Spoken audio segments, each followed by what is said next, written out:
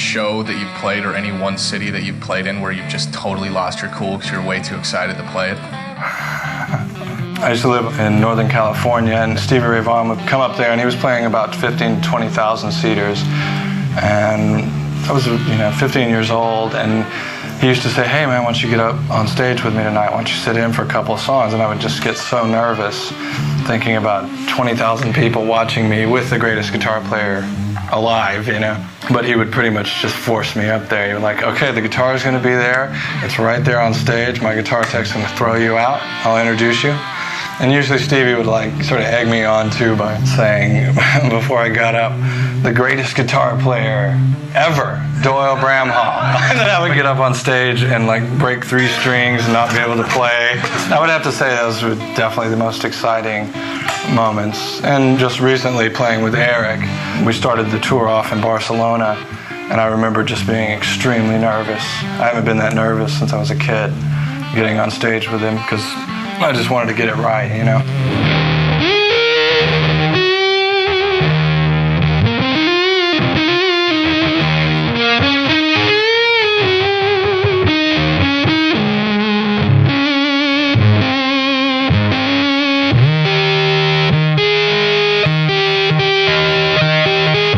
I don't practice. Practice makes me very angry with myself and frustrated. It's being left-handed upside down, and really I don't know what to practice because I can't read from a book. I can't learn from another guitar player because everything is sort of backwards when you look at it because of the way I play. My strings are backwards. So it sort of just frustrates me. And for me, I get my practice in when I write songs, and I do write a lot. And that's really when I practice.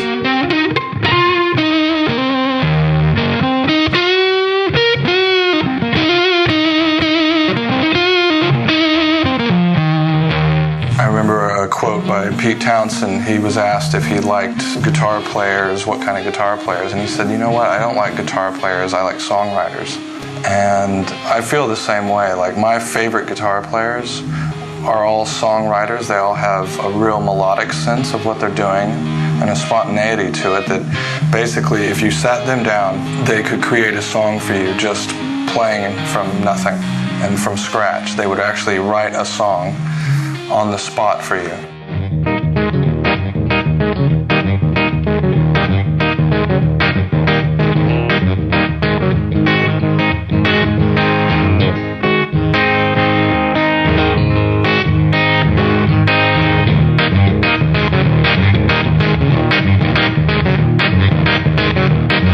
What gives you your ideas for music, and how long does it usually take you to make a song the way you want it?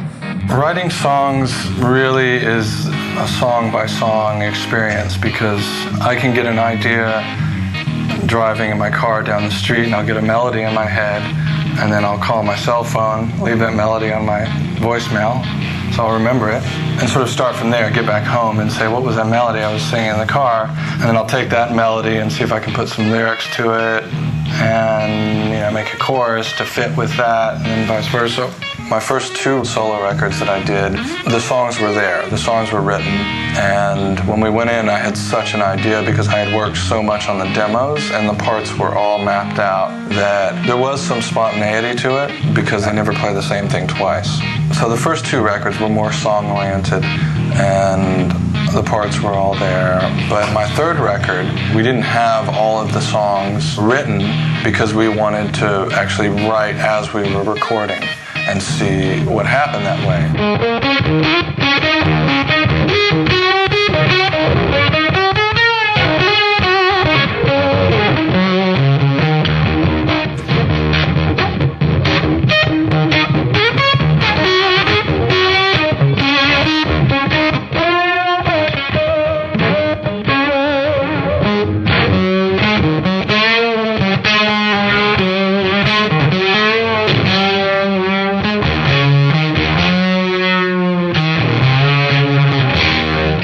Your slide. Your ring finger mostly? Yeah. You hear a lot of string noise or harmonics behind the slide and you don't mute it. Because some people are really good at muting and they can have it completely flat with that all the time.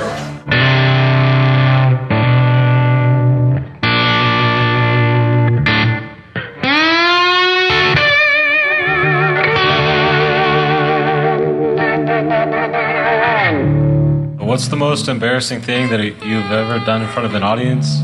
I was in the Fabulous Thunderbirds when I was 18 years old. I had this sort of 80s hairdo. I had this long, thick hair that came down to here, and we were playing an outdoor festival, and the wind started to blow really bad. And I was chewing a huge wad of gum, and my hair flew into my mouth. I was chewing it, and it created this like hair ball in my mouth. And I couldn't get it out of my mouth. I couldn't spit it because it would just hang there in my hair. And so I ended up turning around and had to chew my hair off the gum to throw it out.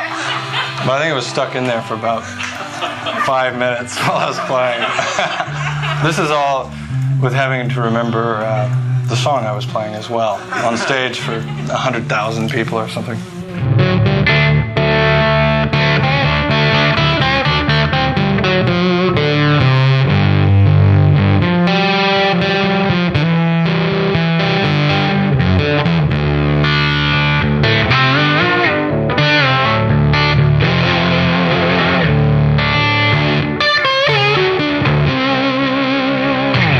I tend to lean towards the funkier side of things. When I was growing up, my parents' album collection, which I tore through, consisted of Sly Stone, Donny Hathaway, the Beatles, the Stones, Dylan, and of course all the blues artists as well.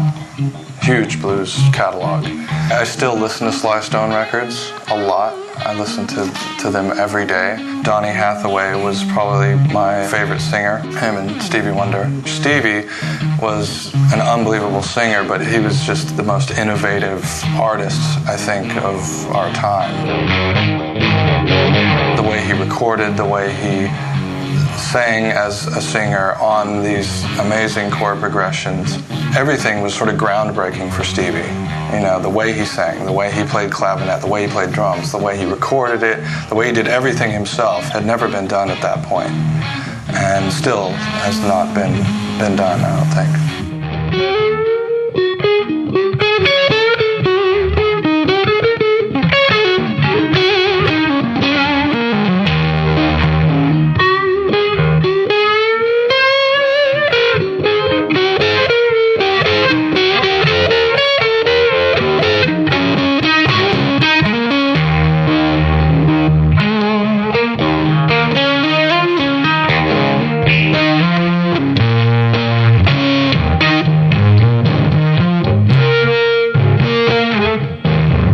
What do you feel is important to you in your life, and how does that affect your playing?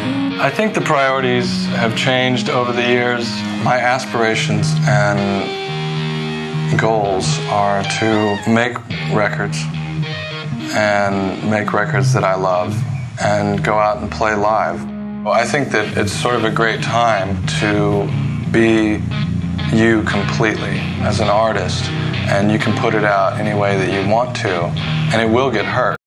Right now in my life, I have a beautiful family with a beautiful wife and 2 little daughters, and that to me is the biggest priority. And I don't know, I'm trying to just do the biggest gigs I can so we can hire a nanny and get on the road, get the whole family on the road. You know, I want to make it work somehow.